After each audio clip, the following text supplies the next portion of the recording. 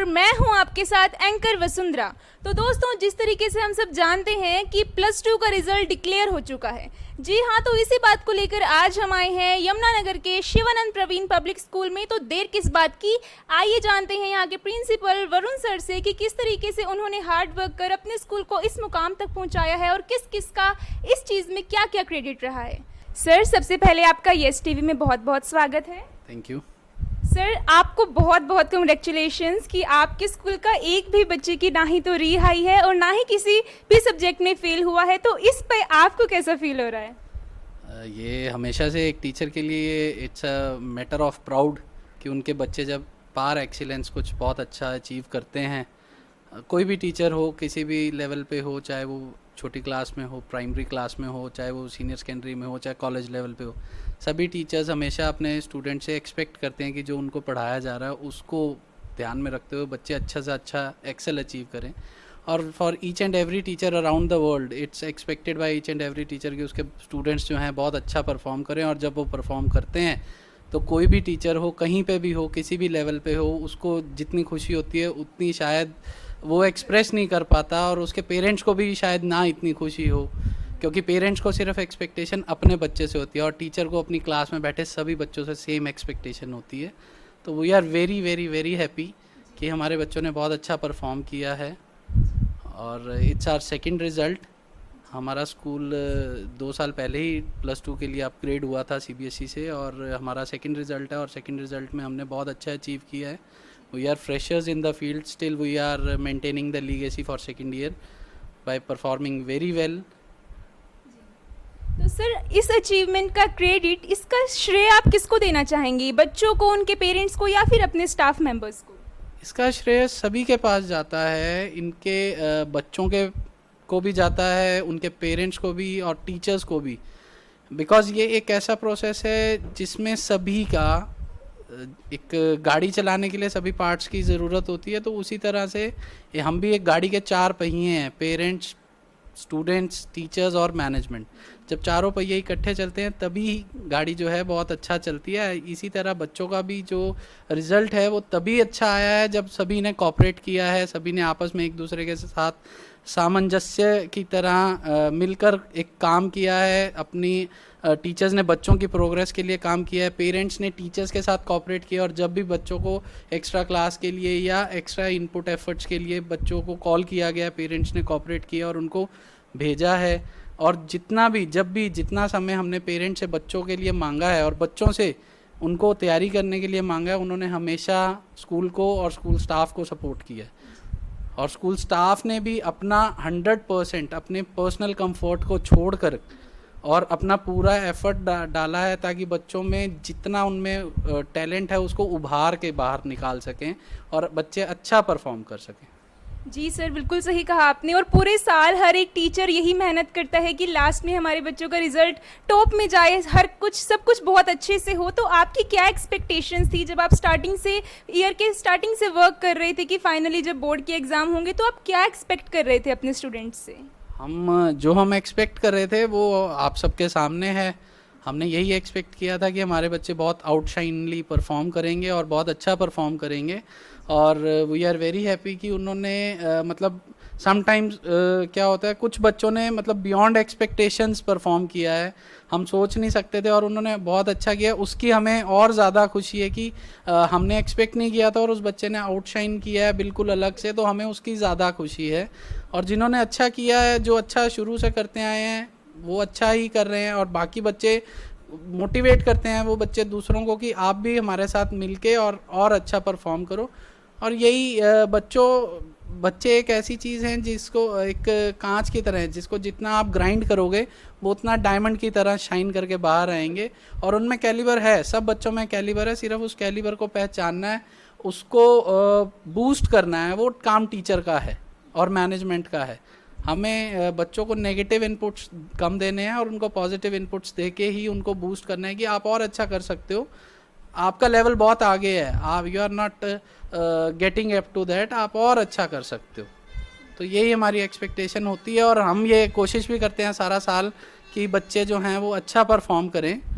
और उसके लिए बच्चों को किस तरह से हमने ग्रूमिंग करनी है बच्चों की, किस तरह से उनको कौन सा कंटेंट मैटर प्रोवाइड करना है, किस कंटेंट मैटर पे ज़्यादा स्ट्रेस देने के लिए कहना है, उस सब के लिए हम लगातार, हमारे टीचर्स भी, मैनेजमेंट भी, पेरेंट्स भी, हम सब मोटिवेट करते रहते हैं बच्चों को।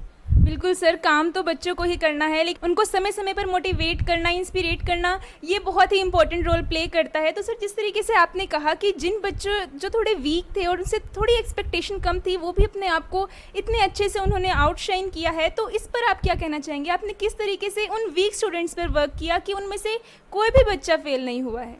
देखिए, हमारा, we are running the school for last 25 years, और our teachers are so dedicated कि समटाइम्स कोई बच्चा due to health issue school नहीं आ पा रहा है, तो हमारे टीचर्स वो इतना कंसर्न्ड होते हैं उस बच्चे को लेके कि वो कई बार उसके घर जाते हैं, उसको लेके आते हैं। If he is not able to come, तो वो फ़ोन पे रोज़ उससे कांटेक्ट में रहते हैं कि आपके कोई डाउट्स हैं तो आप क्लियर कर सकते हो कभी भी, किसी भी टाइम पे। और टीचर्स जो हैं वो कहीं भी कोई कसर नहीं छोड़ते हैं। और जो बच्चे आउटशाइन करते हैं, जो बच्चे मतलब बियॉन्ड एक्सपेक्टेशन परफॉर्म करते हैं, कहीं ना कहीं उनके मन में भी जिस्ट होता है कि मुझे अपने आप को प्रूव करना है। When everyone is helping me around, तो मुझे अपने आप को प्रूव करना है कि yes, I can do it and I am able to do it, don't think that I am not in a condition to perform. और हम भी टीचर्स को हमेशा यही इनपुट देते हैं कि आप थोड़ा सा मोटिवेट करो इनको, ये कर लेंगे। इनको सिर्फ एक धक्का लगाने की ज़रूरत है कि हाँ, ये कर सकते हैं। इनके मन में जो कहीं ना कहीं दब गया है कि नहीं, आई कांट, वो हटाना है, उस धूल को हमने साफ़ करना है ताकि ये बहुत अच्छा परफॉर्म कर सकें। और वो करते भी हैं, टीचर्स बहुत इनपुट डालते हैं। तो सर, जिस तरीके से अब ये कोरोना पैंडेमिक चल रहा है, पूरा सिस्टम ही चेंज हो गया है। जहाँ पर स्कूल में कहा जाता था कि फ़ोन यूज़ नहीं करना, स्कूल में फ़ोन लेकर आने पर पनिशमेंट दी जाती थी, अब वो टीचर्स खुद कहते हैं कि ऑनलाइन क्लासेस अटेंड करनी है, फ़ोन अपना चार्ज रखना है। तो इस पर आप क्या कहना चाहेंगे? देखिए, it's a tough time all around the world, I understand. मतलब सभी जानते हैं कि ये बहुत ही मुश्किल की घड़ी है सभी के लिए, चाहे वो कामगार आदमी है, चाहे वो स्टूडेंट्स हैं, चाहे टीचर्स हैं, चाहे कोई भी इंसान है, चाहे बिजनेसमैन है, सबके लिए एक मुश्किल की घड़ी है।